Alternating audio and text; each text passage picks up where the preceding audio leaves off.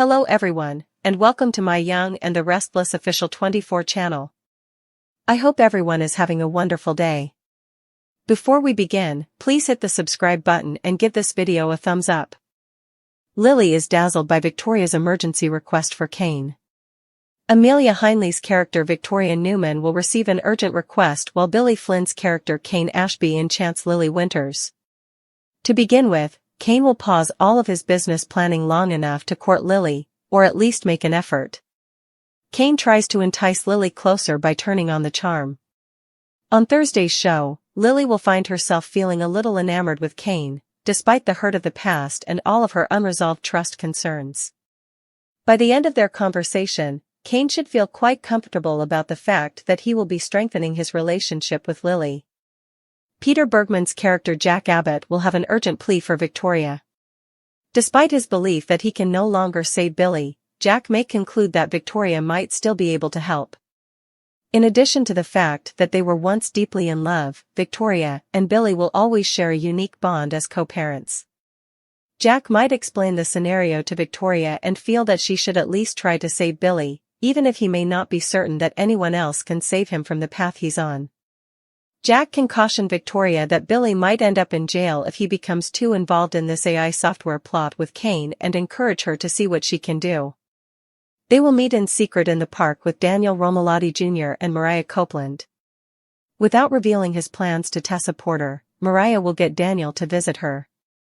Mariah will then initiate a confrontation, allowing her to question Daniel about his innermost thoughts. Daniel might acknowledge that his feelings for Tessa are more than just platonic once he is under Mariah's influence. While Mariah may harbor jealousy, she may also believe that Tessa would benefit from moving on with someone like Daniel. Mariah might think about granting Daniel permission to pursue Tessa because she is still inconsolable about the entire incident involving the stranger. In any event, Mariah has been shoving Tessa away for some time. Even if Mariah eventually told Tessa that she had attempted to kill a guy, their relationship will not be repaired by her admission. Kane charms Lily, Billy looks freaked out, and Jack turns to face Victoria. Incorporate a dialogue between Victoria, Billy, and Jack. Mariah approaches Daniel. With Lily, Kane launches a charm offensive. With her, will he succeed? Jason Thompson's character, Billy, appears to be in a state of panic. Perhaps he is thinking about the repercussions of his behavior. He is intent on bringing down Victor and regaining Chancellor by deploying the stealth AI program. Compared to Abbott Communications, it is taking a lot more priority. Because of this, Sally is almost over with Billy. They still have an opportunity to work things out, but if Billy keeps getting obsessed with getting even, she's obviously not going to stay. These days, three guys are involved in every conversation between Diane and Jack. 1. Michael Mealer's character Kyle, who has ruined his life and relationship with Haley Aaron's character Claire. 2. Billy, who prioritizes vengeance against Victor and Chancellor over all other aspects of his life, especially his brother. 3. The Beard. They are always thinking about Victor, and they must be vigilant at all times since Victor's grudge towards Jack has gotten out of control. After that, they occasionally discuss Harrison. It appears like Billy gets in on the fun when Jack turns to Victoria, based on the teasers.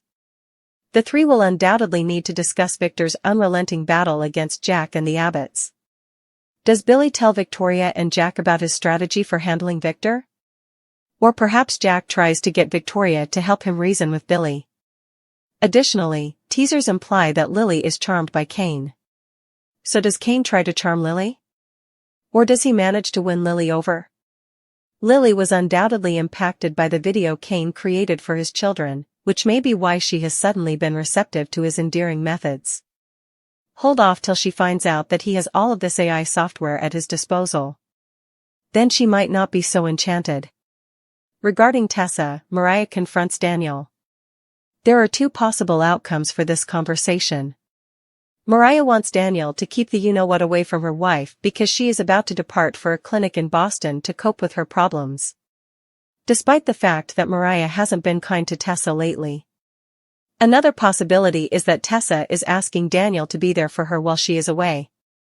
The week in Genoa City begins with a strange intertwining of destinies, and as if fate itself decided that these connections could not be ignored, the characters move in and out of each other's lives with startling intensity. Lily Winters, who once vowed she would never again allow Kane Ashby to break her heart, suddenly finds herself dazzled by the very same man who caused her immeasurable pain in the past, yet there he is, standing in front of her with that smile, that carefully rehearsed charm that always made her forget her doubts. And as Billy Flynn's Kane leans closer over the table at Crimson Lights, he says softly, "Lily, I know I've made mistakes, more mistakes than I can even count, but I swear to you, I am not that man anymore.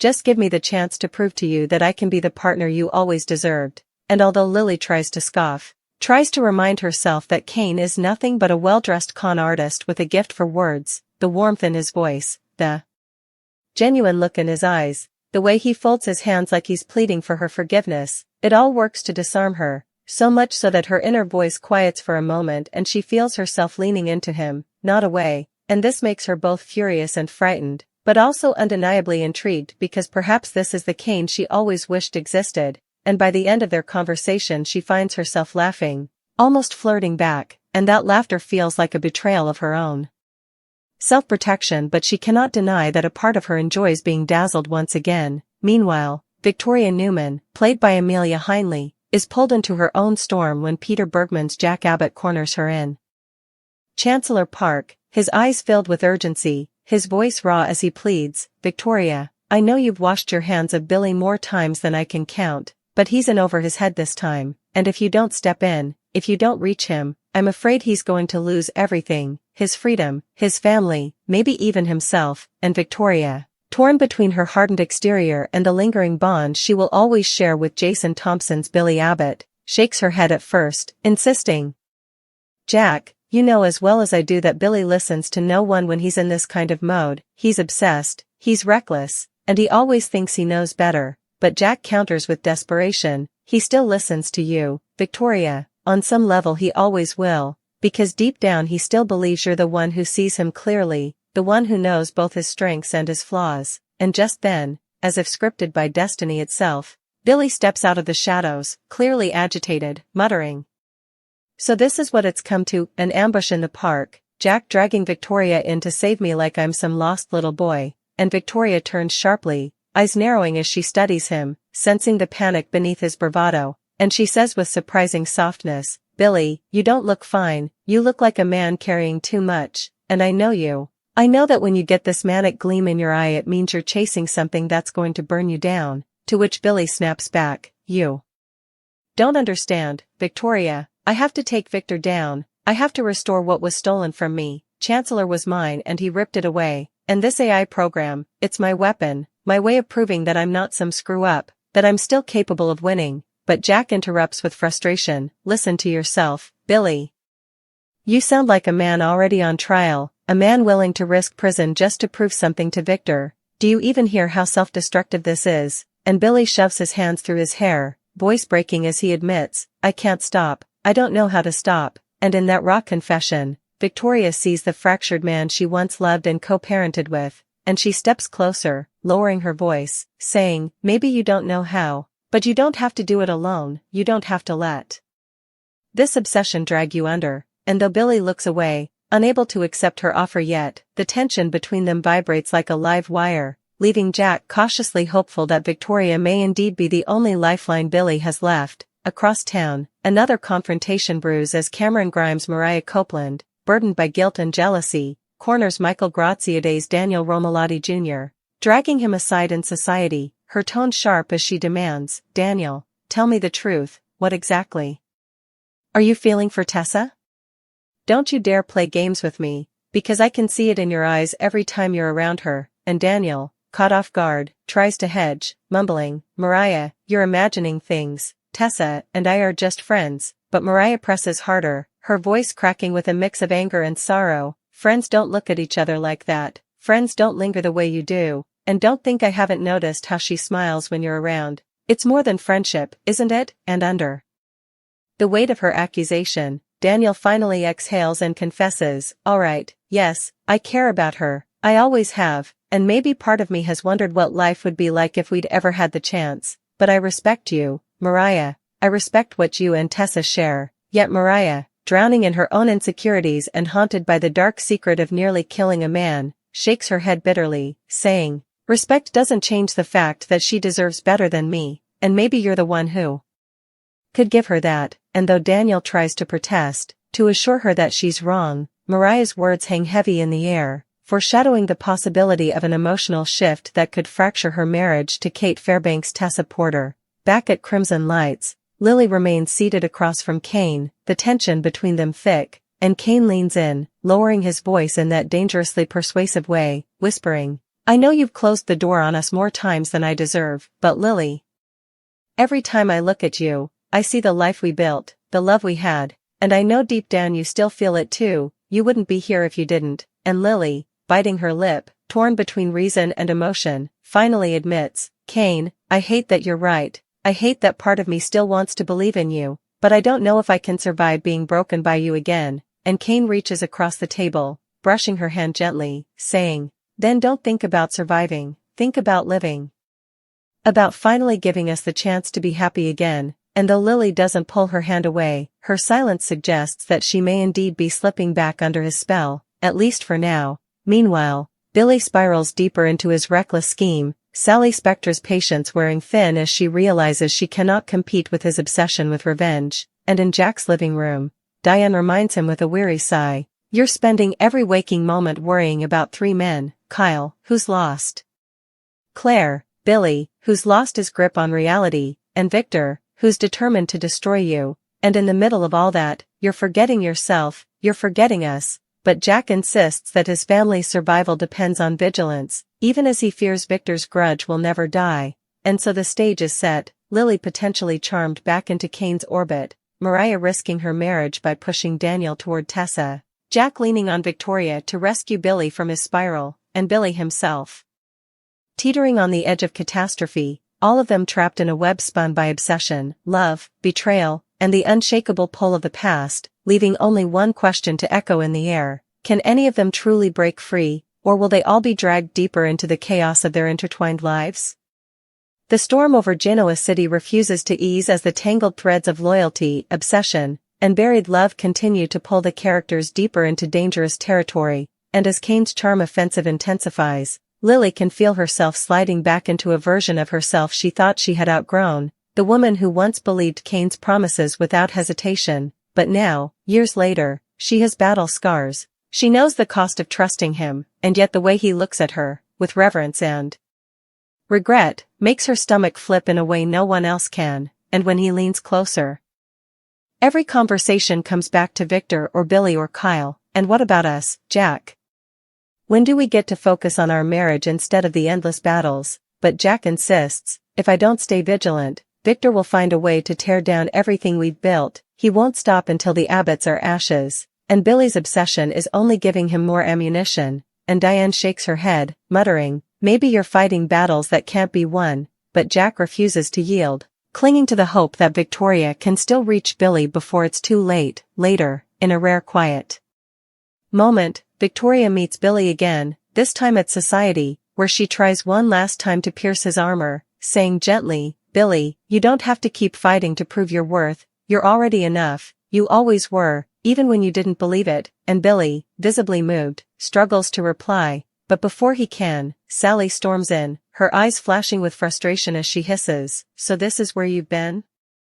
Plotting revenge with your ex while I'm left wondering if our relationship even matters to you anymore." And Billy, cornered, stammers, "Sally, it's not what it looks like." But Sally laughs bitterly, "It's exactly what it looks like. You'll always choose the fight over love, the obsession over the person standing in front of you." And she storms out, leaving Billy crushed, Victoria conflicted, and Jack more certain than ever that if someone doesn't stop Billy soon, he'll lose everything. Back at Crimson Lights, Kane continues to bask in the small victories of his charm offensive, watching Lily's guarded smile as she finally agrees to another coffee with him tomorrow. And though she insists, this doesn't mean anything, Kane knows that it means everything, because once he gets his foot back in the door of her heart, he'll do everything in his power to never let it close again. And as night falls over Genoa City, the characters stand at precarious crossroads, Billy teetering on the edge of destruction, Victoria caught between loyalty and self-preservation,